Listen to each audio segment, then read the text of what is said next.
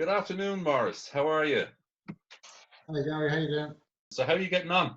Yeah, grand, not bad. I think we're all experiencing some new emotions over the last 5 or 6 weeks. It's an interesting time for everyone. Where are you holding up at home in Dublin? I'm in my sixth week working from home. I think we might have left a little bit earlier than some of the other companies who decided to vacate one of our offices are connected to one of our data centers. I live in Bray, just at the end of the Herbert Road. And you were able to vacate your building, obviously, because of the different skills and services that you offer clients. Yeah.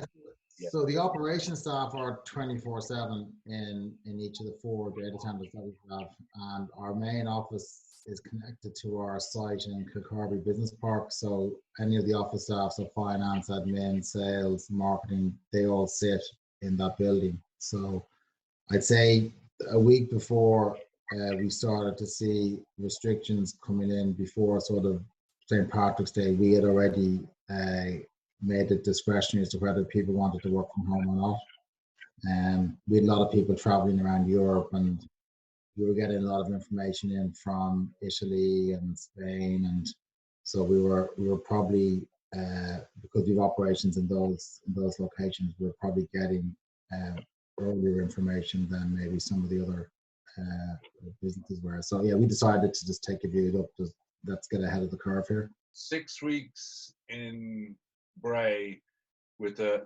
young and young adult family. How's it all going?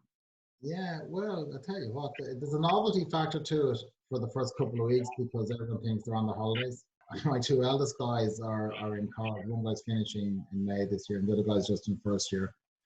And my daughter's doing her junior cert this year, which has been cancelled. So I think for literally the first 2 weeks, we were kind of taking the view that this is kind of a sabbatical, and we were watching movies and we're having a bit of crack and playing a bit of cards. And then I think as the time went by, we started to sink in that, look, this is a lot more serious and could go on a lot longer. And I think as the restrictions came in and the guys started to see their social lives disappear and engagement with their friends and going out and meeting and the whole lot, it's probably easier for myself and my wife, Jacinta, because we've known each other a long time and was quite happy to sit around and stay in the house and go for a walk. They're just used to doing things in a very different way. And while social media is okay and fun, and they can have their house parties or get onto Zoom meetings and go online and play games, they still need that sort of engagement where they actually meet up and they go out and they go to parties and they go out for a few jars or whatever it is they do. So I mean, I think that's starting to grate a little bit. Yeah. And I'm sure, like every family, we've had our moments of high stress where everyone's getting on each other's nerves. And that happens, and you just have to try and navigate your way around it. I try and de-stress the whole day if I can for everyone. So it's hard for the kids to sneak in at 4 a.m. when they were meant to be home at 11, when they haven't been out in the first place, right? Exactly. Although I've heard some 4 o'clock in the morning go to bed to even playing Xbox, or there's these FIFA World Cup games going on. To be honest with you, I'm fine. It's whatever makes it work and makes it easy. There's no right way of doing this. Have you surprised yourself in any way? I like having a balance in what I'm doing, so I try and make sure that I have time for home life and kids, and I'm very fond of my sport, as you know, and I watch a lot of sport, and I go and see stuff, and I watch it on TV. I like to get out to walk and exercise, so I do that anyway. What surprised me is I've been able to focus on work in this environment in a more controlled way than I thought I would. I just didn't think because I can get distracted quite easy. So focusing on the day, can be difficult. So you can just drift off because you're not as connected as you should be. But I found myself quite engaged, and now a lot of that's because it is new, and we have so much going on across a very large region. And if you're involved in that, there's genuinely, some very difficult stuff happening in countries who are much more worse affected than we are. And everyone's got an input into that, and you're helping out, and you're on calls to people initially, or calls in the States or in APAC. So I mean, it's, you feel like you're connected with a global entity, and that there's a real care component around it. The organization is trying to support people in a very difficult time. Of course, you have the extra that you're managing director of Ireland and emerging markets. Mm-hmm. So is that Poland and some of the Poland, Bulgaria, and Turkey. Yeah, so they're all impacted in different ways. I mean, but now I think we're all on a level playing field. It's just a matter of timing around where everyone got to this point.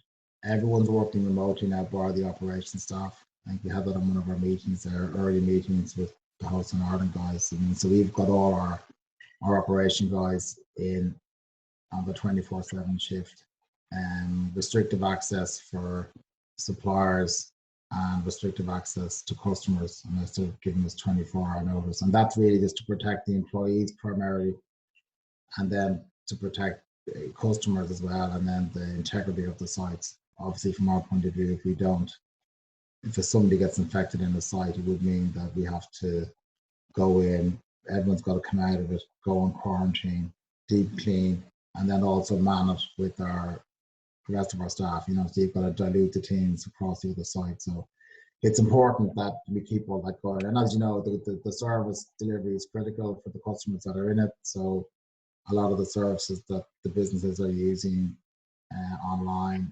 the gaming stuff, the digital media stuff, that's all coming through or is interconnected in some way through the site. So they're critical services for a situation like this. So I think what I find is that the operations guys are beginning to feel that they really are delivering a critical service, and that's essential. So there's a purpose to what they're doing other than just it's my job, which is kind of good. You use the word mission critical a lot, and you use the word resilience redundancy. You're nearly trained the way you've designed, built, and operated your infrastructure, I guess, for times like this. Would that be too much of a stretch? Well, everyone has their business continuity planning, but I suppose what we do is we genuinely enact.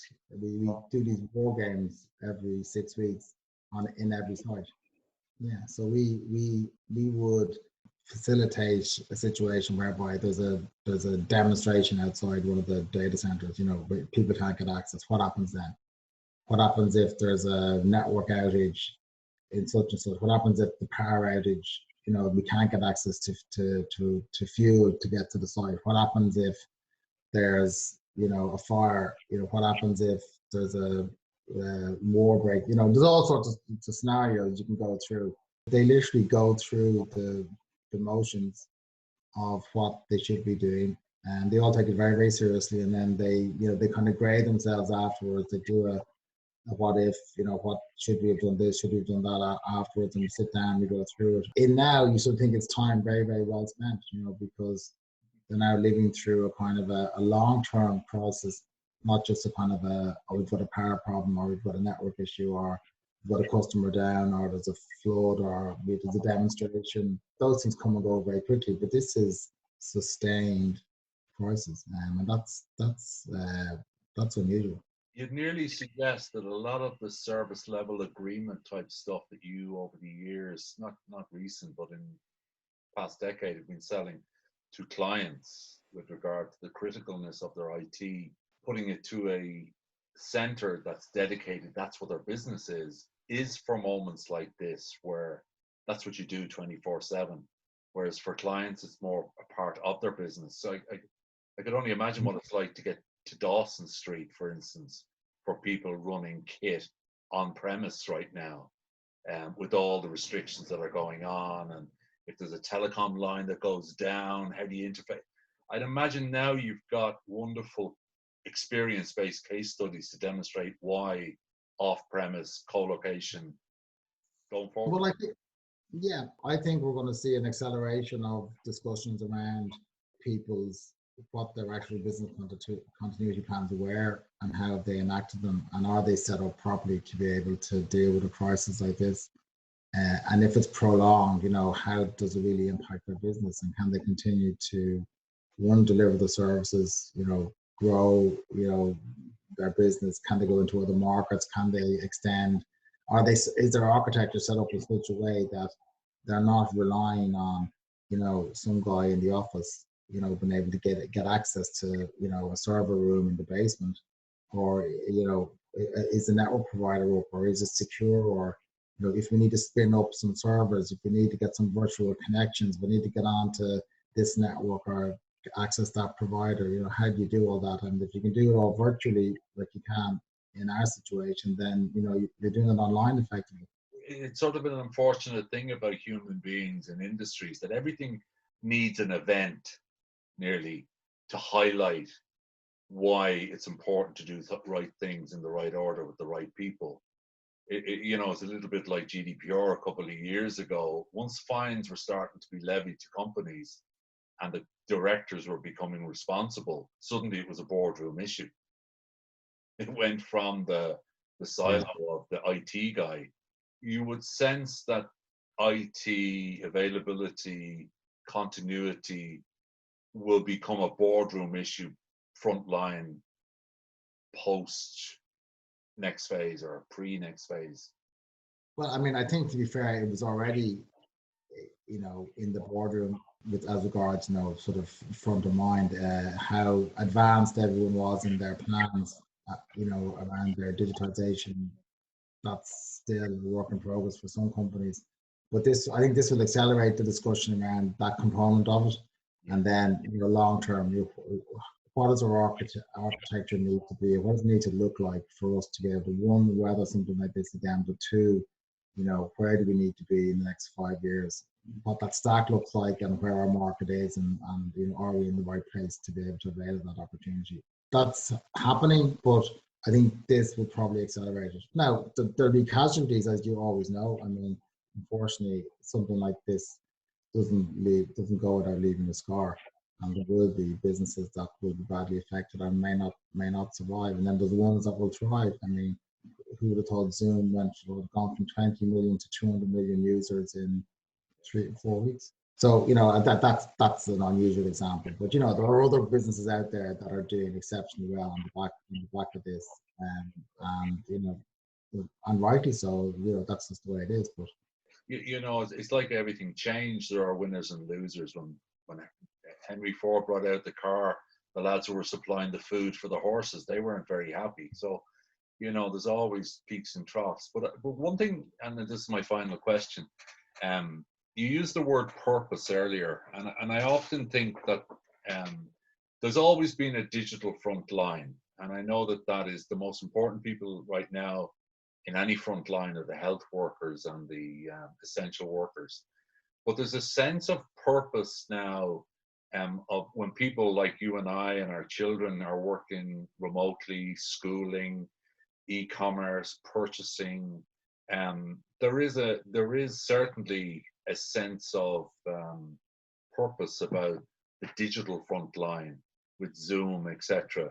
And I'm delighted to hear that your people that work with you are feeling a sense of that, rather than just being a server farm owner or a mechanic of the engineering servers. They feel that they've got a purpose. That's good to know.